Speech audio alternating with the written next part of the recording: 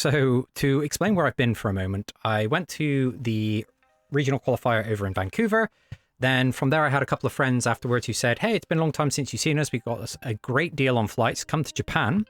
So I went over to Japan on my way back to the UK, as you do. This is clearly the fastest way to get back. And then after finishing my stop in Japan, I had a friend in Vietnam who's like, hey, you've not seen me in 7 years. Come to Vietnam. So roughly a month later, I'm finally back in the UK and getting back into content. My overall tournament experience for Vancouver, it was a ton of fun. I absolutely shouldn't have played XP Yi. But I'll do a video probably talking a little bit more about that in the future. But for today's video, I want to talk about what we're going to be doing for some of the videos for this content, because I could use your help in creating this. So we're going to be doing VOD reviews, and we're looking at some videos of gameplay that's been recorded from the ranked runes in Rift ladder, and we're going to be I'm going to be walking through like the mulligans, my perception of the game, my thoughts, and how I would have done things differently. So this first game is going to be a great one to cast. It's going to be a Yi mirror. It's both over 2k elo. That is very high from what I've been told for the runes in Rift ladder. And one of the players is Dr. Rick Marshall. He just came off of a top 64 finish in Vancouver on LeBlanc and has never played Yi before. So they're trying to learn it for a couple of the cash tournaments coming up. And we're also going to be taking a look at what we could be doing differently or how we could help. And for you guys at home, if you're watching, if you want me to do some VOD reviews for you guys, just by all means, you can shoot me a message. I will set up a Google Drive where we can upload videos, or we can just find a way to get me the files. And then I'm quite happy to review your games and give you hints. As long as I can post them up on the YouTube channel, it will just be fun content that's relevant for you guys directly for the games that you are playing. With that all said and done, let's dive into the game. So we'll hit play and we'll be going through this. So there is no audio from their side, and all of it's going to be coming from me. So Dr. Rick will be loading in his Master Yi deck. And we're going to be taking a look at our three battlefields. We've got the Seat of Power, Starspring, and Emperor's Diaz. We're going to be starting Emperor's Diaz against our opponent's Starspring. And the opponent won the dice roll. So they're kind of a huge advantage for Yi mirrors, because effectively getting onto the point first makes such a huge difference. I'm just going to pause on the mulligan, as you get the +2 might bonus from your legend ability. So going second is especially tough, especially also considering that your chosen champion is a 4 energy unit, the Master Yi Tempered, and you can cast that always on your second turn if you're going first, and you're going to be losing a rune if you are trying to do that going second. But we do have 1 energy options. So let's take a look at the mulligan and see what Dr. Rick decided to go with. I think this hand is very rough. We don't have a playable 2-drop. The punch first is way too early, even though it's very, very important for this one. Challenge as well is potentially difficult to keep here. Rengar is kind of very, very important for the overall strategy, even though we can't play it until our second turn. We're going second, so I'm more inclined to keep the Rengar. And Unguard, I think, is just very, very good at most stages of the game. So I'd probably throw back the punch first and challenge here to reduce our power costs. Let's see what Rick decides to go with. Yep, okay, definitely agrees with me. And we draw double Pit Rookie. That's great. Our opponent's going to open with a Pit Rookie for no value, but we then get to play our Lonely Poro, which I prefer, because if we do want to go ahead and contest, we do get a card draw if our opponent tricks out of it. Opponent's likely to make a Sand Soldier and go ahead and return the Pit Rookie to their hand so that they can then buff another unit, and we could be conceivably just replaying this Pit Rookie, buffing the Sand Soldier, and holding up an Unguard or Punch first. Very, very strong opener. And we're going to be seeing the first point to... Oh my god, that name is very, very difficult. We're going to call him Free Vilder. Free Vilder, because the rest of that is unpronounceable. Is it pronounceable or pronounceable? Somebody who's better at English can decide that for me. So we're going to be replaying the Pit Rookie and buffing the Sand Soldier. So Sand Soldier's going to 3, effectively defending as a 5. We have the 1 rune up, so we can't just throw down our laser pointer Rengar, because we could be... I'm just going to pause it here. Like, a potential option that we could be doing is just throwing the cat down, and this goes up to 5. Our Rengar goes up to 6, so we should be able to clear this. But this 1 face-up rune means that we could be walking into an Unguard or a Punch first. Our opponent could also be presenting with Defy. Now, Defy is less of a problem here, and also our opponent has 1 green, 1 Calm rune.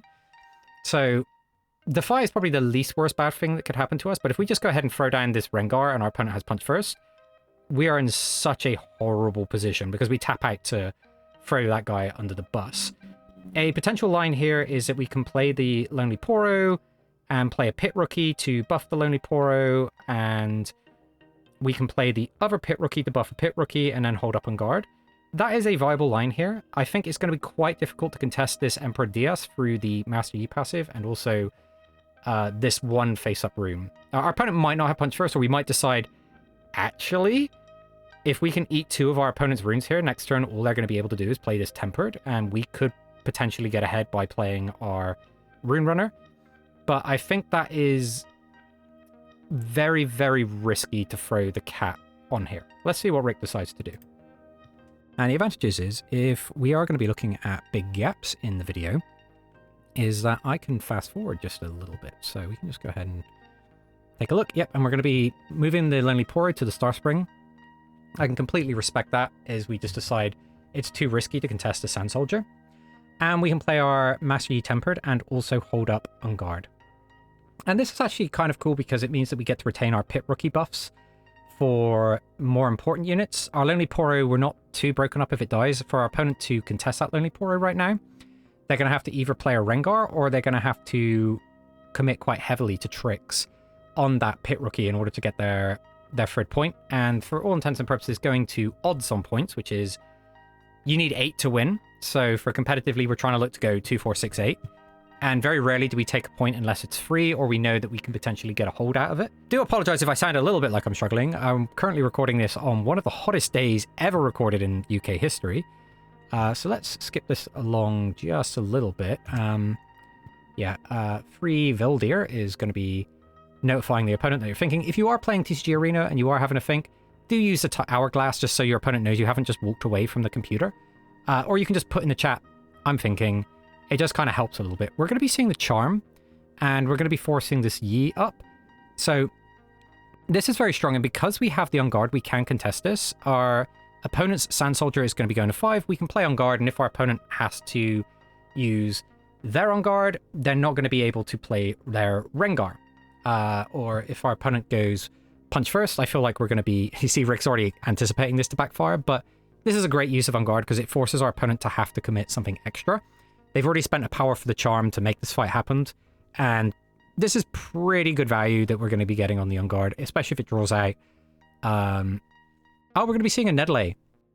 So this is actually, in my opinion, a difficult Nedley because now our opponent is not getting the Yi solo bonus. We can't kill both, but we can kill the Nedley, and our opponent doesn't get a draw. So we just traded a On Guard and a Yi Tempered for our opponent's Charm and Nedley. So that's double power from our opponent and 0 power from us. And if our opponent throws down the Punch First, interesting with the way they played their energy there, our Lonely Poro is going to get a trigger here. So we'll draw a card. And we've drawn a Rengar, and we got a Pit Rookie, and our opponent's tapped out. So this is a great turn to slam down our own Rengar.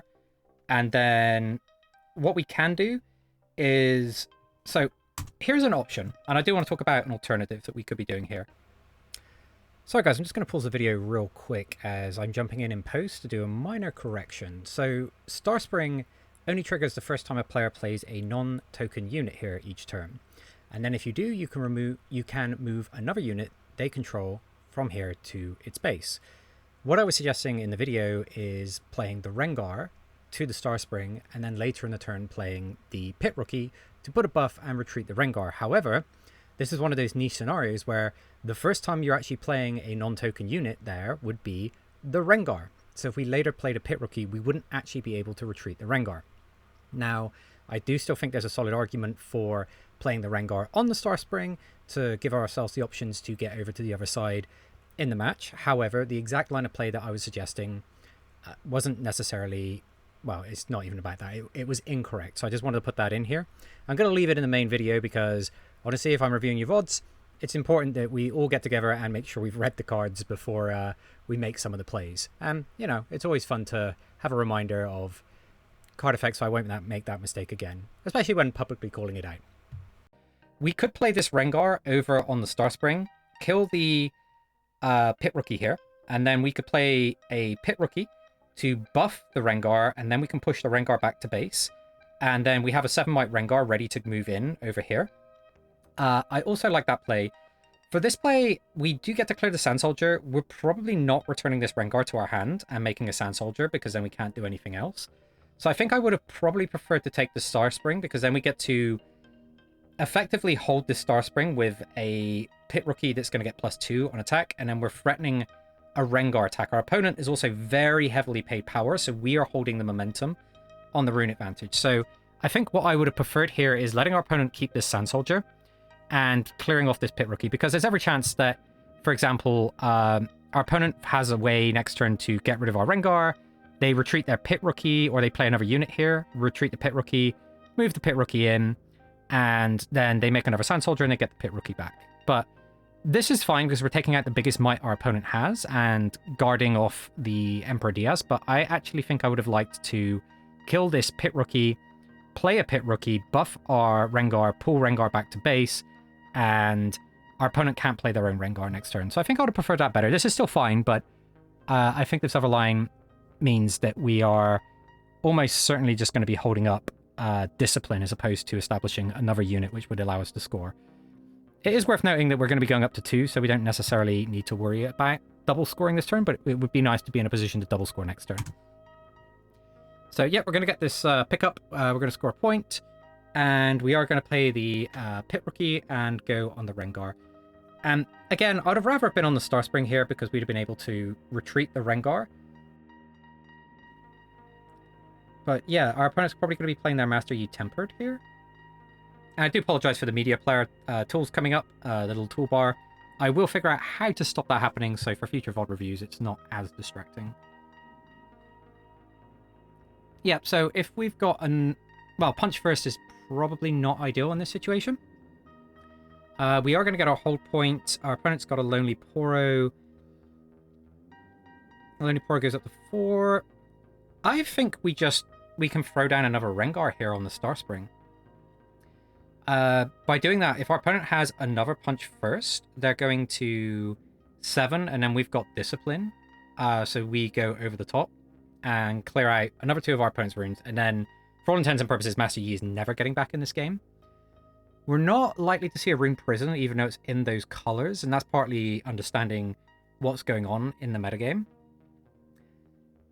We can't send in our Pit Rookie because of the Master Yi buff. The Wuju Blades Master is going to make that Lonely Poro way too big. And I don't really want to let our opponent, without investing some serious resources, get their Pit Rookie back for free. Okay, yeah, we are going to be going for the Rengar, but we're also making sure the Pit Rookie's in, so we're effectively attacking for 8. So if our opponent has the +2 and they go Unguard, Unguard, we'd still win that. We do lose our Pit Rookie here, but I think for all intents and purposes, that's not the end of the world. So here's an important decision here that players would consider, is do you just play the Zhonya's Hourglass, or do you hide it? Now, the obvious choice here is that hiding it is very strong because it means we get to hold up our Discipline. And that means that these cats are effectively 10 might. And our opponent's only got 6 runes to contest us, so we're probably going to be holding to 6. So what we can do here is hide the Zhonya's Hourglass and then leave the 3 runes up. It's not ideal for energy efficiency, but playing the Pit Rookie here to buff the other Rengar and not having access to this Discipline could be a little bit risky. I think we're almost certainly going to be hiding the Zhonya's Hourglass because it just always makes sense if our opponent's got some way to kill one of our cats. It's a very high value save. Yep, we're going to go ahead and hide. We're going to hide on the Star Spring. Now, you may wonder if it makes a difference, but not entirely in terms of where we're hiding. Sometimes it can. Yeah, our opponent goes ahead and concedes in this case, and Dr. Rick takes a very clean 1-0. We drew 2 cats, our opponent spent too much power, and we didn't use as much power to contest. And that's kind of key. We had to be the ones that were committing to the attacks, so we should have been, as the attackers, at a rune deficit. But because our opponent was overcommitting to those defenses, and we drew Rengars and they didn't, ultimately they spent a lot more power to do what we were doing, and then when we had a rune advantage, we had a might advantage, and Master Yi doesn't like attacking in, and we were already behind on runes and stuff, so we're not winning with a bunch of Pit Rookies and Lonely Poros.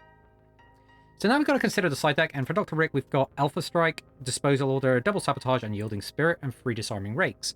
The Disarming Rake is interesting because you're making a prediction that the other Master Yi players are playing Trinity Force, but what we've seen from a lot of the bigger tournaments is that we're removing a lot of the gear that our opponent gets to kill for free with things like the Adaptatrons.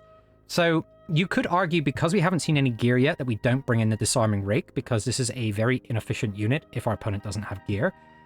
I think what we would consider very strong here is the Alpha Strike and the Sabotages. Now, Alpha Strike is a bit of a risky one because our opponent could have Defy, but it does mean that we get to fight our opponent's units without the Master Yi bonus.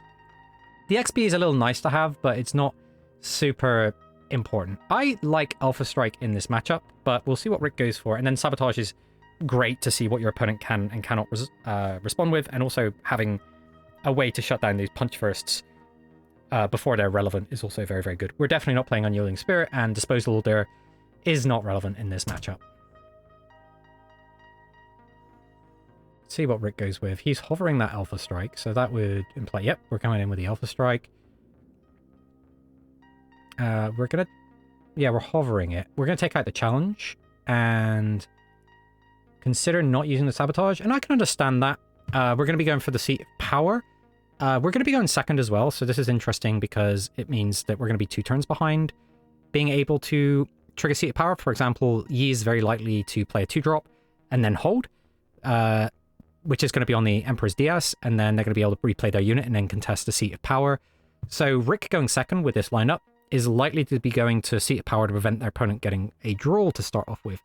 This is a really good start. Scuttle Crab is just insane. And Lonely Poro is also great. Very happy to just go Lonely Poro here, to be honest. I'd like to get the Scuttle Crab forward faster, but Lonely Poro having the extra +2 stats means that we can contest. Although the interesting thing here is if we go Crab, if we can get onto that Emperor's Diaz, we can get the Crab back and draw a card. So we're taking a bit of a riskier line because there's no way that our opponent's Lonely Poro doesn't go to the Emperor Diaz. And then it's interesting to see if Free Vildir decides to play the Master Yi Tempered, which means that they're completely exposing their Lonely Poro, or if they decide to return the Lonely Poro, make a Sand Soldier, and this would then mean that they can replay their Lonely Poro and then be ready to contest the Seat of Power. We can also play First Mate if we're playing it. We're going to be going for Master Yi Tempered. Yeah, this is also very respectable. It means that oh, this Charmed changes a lot of things. What we can do here is double buff the Crab, run over the Emperor's Diaz, and then charm this Master Yi in. But it does mean that our opponent could follow up with a Rengar, but we would clear the Lonely Poro, the Master Yi. It's a question, it's a big commitment when we don't necessarily need to. We could go to Seat of Power, get our point, and then play Lonely Poro and hold up both Discipline and On Guard. Or we could even just play a Discipline, buff our Crab, and then charm the Master Yi Tempered in. I think that's perfectly acceptable because then we'd be going up to 4 on the defense. I mean, it seems like in this case, yep, we can play a Pit Rookie so that we then go up to 5 on the defense, which would be enough to kill the Yi Tempered and would also be establishing another unit. So I'm a fan of that. The other option is that we play On Guard and charm, but I think playing the Pit Rookie gives us the opportunity to score. Yep, so we're going to be free, and then we go ahead and just charm, and we take the Yi out. We get +2 because of our Master Yi Legend, and then we're ready to make a contest on the Emperor's Diaz with our Pit Rookie, and if our Pit Rookie gets it, we can get back our little buff generator. We're also on curve next turn to play Rune Runner. Yeah, so we're going to be seeing a Laser Pointer Cat, but we get the XP from this, and we also get to look at our opponent's hand, and we can see double Discipline, that's very important, Zonya's Hourglass, and Lonely Poro, and Charmed. So, in this instance, yeah, we're just... See, what Dr. Rick doing here is he's taking a note. If you're playing at home, just open the... What do you call it? The snipping tool that comes installed on Windows, and you can just take a screenshot of your opponent's hand. Like, that's completely acceptable. Yeah, we can just tap everything, and then we get to get our Rune Runner in play. It's not like our opponent has... okay, we're going to go for both Master Yi Tempered and also the Lonely Poro. So the reason for this is our Rune Runner cannot contest the cat, especially through double discipline. So it makes sense to be able to double score. Okay, we're going to be going... Nami is not an option you see very often. I think Nami is actually a pretty good card if it holds, which Master Yi is very good at. We effectively get to play our next unit ready and buff, so we get mobility in Yi, which is something we don't normally get outside of Rengar. But there is a huge argument here that we throw our Rengar at this Nami. We can go Master Yi and also go for Discipline. Because our opponent's Nami is at 5. And the reason we're doing this instead of contesting the Rengar first is because there's a Zhonya's Hourglass hidden. And this is just going to save the Rengar. And Nami is a much lower value save. Yeah, so we've spent the smallest amount of energy. And we're going to go ahead and defy our opponent's Discipline. And the reason we're defying that as opposed to just playing our own Discipline is it denies our opponent a card draw. So we basically get to trade this Unguard and Defy for our opponent's Zhonya's Hourglass. And we also get to establish we're on our 3rd XP as well. So we're getting very close to being able to have Ganking and Deflect.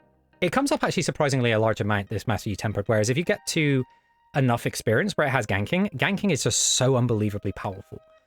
So I'm kind of a fan of this, and we're holding on to our Discipline. We can move our Lonely Poro in and then play our own Rengar if we wanted to, but in this case we get to just trade our Lonely Poro for a draw.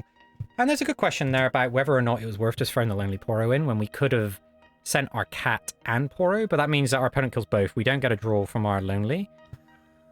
Although we have 5... We could have gone...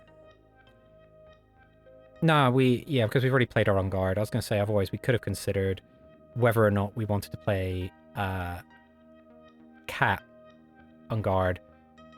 Yeah, no, this makes sense. So we're kind of digging, and this first mate means this is actually, yeah, we're not going to retreat because Master Yi has a harder time getting back on the point.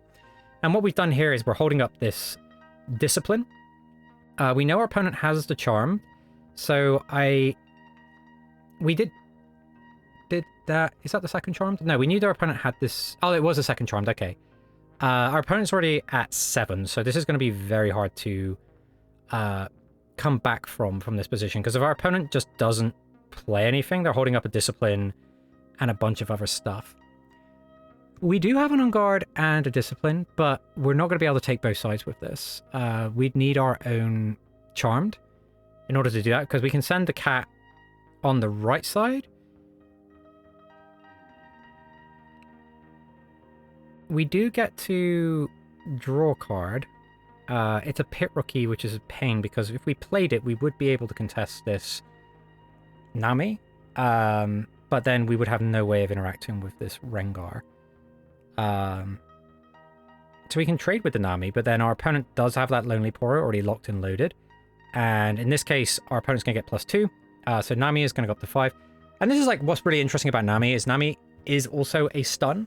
And it means that your opponent is pressured to actually do something about her. Yep, so we're going to be seeing our own Unguard. So we're going to be trading out 7 versus 7. But then we've got absolutely zero way of being able to contest this Rengar, because we'll play our own Rengar. We're 6 against 8. So we are very dead, and we're going to be going to game 3. And yeah, Yi does a lot of the time come down to who gets there first, and then is able to stabilize, spending the smallest amount of power. And of course, if you're behind, you should be spending more power. If you're ahead and you're spending too much power, it does give the other player an opportunity to get back in. Okay, so for this mulligan, this is a reasonably good hand. We don't need the Akshan because we haven't seen any gear. We obviously have this in the main deck for if our opponents are playing things like Guardian Angel or Aurora. Crab is very good. We're going first, so the Crab is especially nasty, as we'll get to draw, and then next turn we can play a Master Yi Tempered, or if we draw Combat Trick, we can play Lonely Poro and Trick. So I think this mulligan is just Akshan. You could also make an argument for the first mate, but we are playing on Starspring, and first mate on Starspring is giga disgusting. So I'm quite happy to keep these 3 cards and see what comes off the top. We are going to get rid of the... Yeah, see, this is exactly where Rick is having same trouble. We do have a Primal Strength, and Primal Strength is very, very good in this matchup because +7 is very big. And we do find our Alpha Strike as well, which is great if our opponent gets there first. Lonely Poro. Okay, yeah, so we can quite comfortably send our Crab up. This is actually a really great turn. So we can send our Crab up. We can play our first mate to ready the Scuttle Crab, retreat the Scuttle Crab, and then we can send the Scuttle Crab over to Seat of Power, which will then score us 2 points. We'll draw a card, and we get to hold up our Defy, which feels like a very strong case. And we're also sitting on both points, so our opponent has to commit either a Rengar or a Trick in order to contest us on both points. So I think the play here will be first mate our Crab over to the Seat of Power. Let's see what Rick goes for. Score a point. And we are going to see the first mate, ready, retreat, score, and we draw a card because of the Seat of Power. And we get Unguard. That is such a good draw here. Because this Lonely Poro can't attack without assistance. Even if we Rengar straight onto the Star Spring. Okay, so here is like the age-old question. Do you defy this sabotage? There's a huge argument for preventing your opponent from seeing your hand, but you'll have no interaction for the rest of the turn. In this situation, if they sabotage, they are likely to take our Primal Strength, probably, because it's the biggest potential for a blowout card. Depending on their hand, they may let us keep it if they've got their own Defy. I think it is actually worth defying this sabotage, because you don't want your opponent to have this information, and they do have high-value targets here, and they will also know that we have a Rengar, which I'm kind of a fan of our opponent not knowing. We are end up trading another rune here, and it's our last remaining Calm rune, but we're kind of in a good spot with that, because we go to 5 and we can Rengar next turn. Our opponent would then be able to attack into our Crab and then play their own pump spell to get over us, but we can then Rengar straight over the top of that if our opponent's going to do so. So I'm a fan of defying here. Yep, there you go. We're going to go ahead and defy that. Now, it makes it tricky for the opponent to take this. They're going to go with a punch first. That is so setting them so far back on runes. Sure, you get the kill here. That is completely fine. Oh, what we could be doing is playing our own first mate and then sending our Lonely Poro over to the Seat of Power, and we'll get to draw a card here. And we'll get to look at our opponent's hand as well. We know our opponent's got Defy, which they can't use, a Crab. Okay, so in this case, yeah, we can just go ahead and just slam Rengar down on the Star Spring, and then Rengar will go ahead and clear out this first mate. And then next turn we can play Pit Rookie onto the Star Spring, which will then allow us to retreat our Rengar, and then Rengar can contest the Seat of Power. Our opponent's only got a Lonely Poro over there, and they're also at a rune deficit. They get to draw a card, so they get to show us, get to hide a little bit more information from us. But we don't necessarily need to play into this Defy. We know our opponent has it, so the impact of it is much lower. And this is one of the reasons that Crab is so obnoxious to play into. And if we wouldn't have stopped that sabotage, our opponent would have had the same information. Okay, this is pretty solid. So what we can do here is actually play Lonely Poro. Or we can go Pit Rookie, because this gives us extra might on the board. And then we get to move into the Seat of Power, and we get to draw a card. And this will be... I'm kind of a fan of playing the Lonely Poro and holding up Punch First and Unguard here. Now, there is a question of whether or not we want to hold up this Primal Strength, but we know our opponent's got a Defy, and resolving Primal Strength is pretty tricky. This Charm is very low value. We don't really want to Charm a Crab and give our opponent information. Alpha Strike only hits things at battlefields.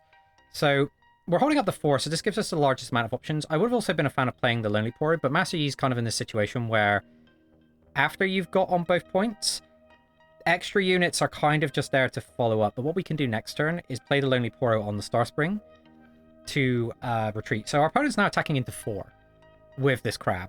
And yeah, they basically just want to see our hand. So we say okay, and then our opponent can see whether or not they can get away with a Rengar. We're at 5 points, and our opponent needs to kind of do something because we're going to 7 next turn. Our Rengar is on 7, effectively 9 to attack into. Our Pit Rookie is at effectively 4 to attack into. Our opponent is going to have to use 2 tricks here. They go for the punch first, knowing that we can unguard out of this. This is really interesting because I'm a fan of just playing the unguard here. And if our opponent defies, we can Alpha Strike with our Rengar to kill this Lonely Poro. In actual fact, we kind of can't just unguard here. Primal isn't going to resolve, but we can play our own punch first. Just sack the 2. And then we still get to hold up a Alpha Strike. And we're way over the top of our opponent. Our opponent has no more body runes. Opponent plays Master Yi Tempered. Yep, Master Yi Tempered. They hold up 1 rune. We're going to go ahead and score to 7. We're going to charm that Master Yi Tempered over to the Seat of Power. And that should probably be game. We do have another Rengar, but yeah, we can just go for this charm into Seat of Power. They're going to have to defy this. Yep. That's completely fine. And then we can just pass, and we're holding up Primal Strength, Alpha Strike, Rengar, Unguard. So we can go Primal Strength into Unguard. Our opponent has to commit a trick first because both of our units are much bigger, and they have to take both sides with only 5. So realistically, what they could try and do is send their Master Yi Tempered into Bang Heads. They can't even use Rengar here. This is interesting because we get to hold up just the Unguard, and we've got Master Yi Tempered, so we're at 6 and 8. Our opponent then can't Rengar. Yep, and our opponent's going to disconnect and GG out of that. So I think Dr. Rick handled that one very, very well. Master Yi is a macro style deck where it's a case of getting onto the points and then spending the least amount of power in order to protect those points.